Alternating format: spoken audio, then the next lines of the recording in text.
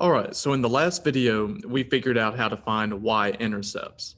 We know that the y-intercept is going to be where a graph will cross the y-axis. That's why it's called y-intercept. And the way we find these is we let x equal 0, and then we evaluate f of 0. So we take whatever function we have. In this case, we're doing exponential and logarithmic functions. What we do is we take that x, and everywhere we see the x, we replace it with a 0. And then we solve until we figure out what number the y-intercept is going to be. So what I wanted to do today is I wanted to take these two functions and I wanted to graph them.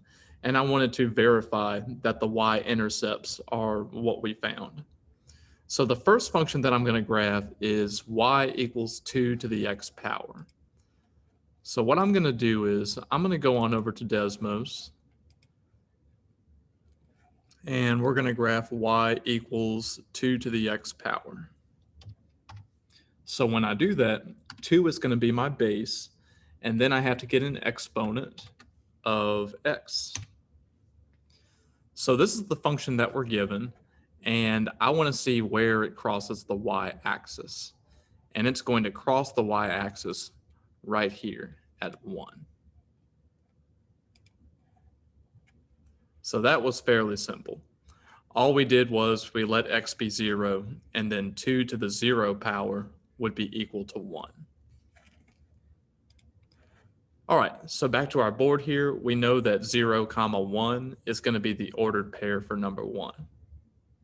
For number 2, I'm given the function natural log of x plus 1, and we got that the y-intercept was 0, 0.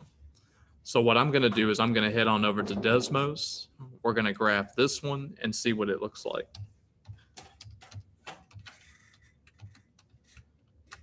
Okay, and there's our graph. So what we're trying to look for is we're trying to look for where it crosses the y-axis, because that's called the y-intercept.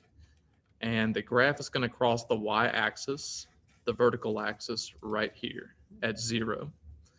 So the y value, which is also 0, is going to be the y-intercept, while the x value is always going to be 0 no matter which example you look at. So that's how to find y-intercepts by graphing, and I hope that helps.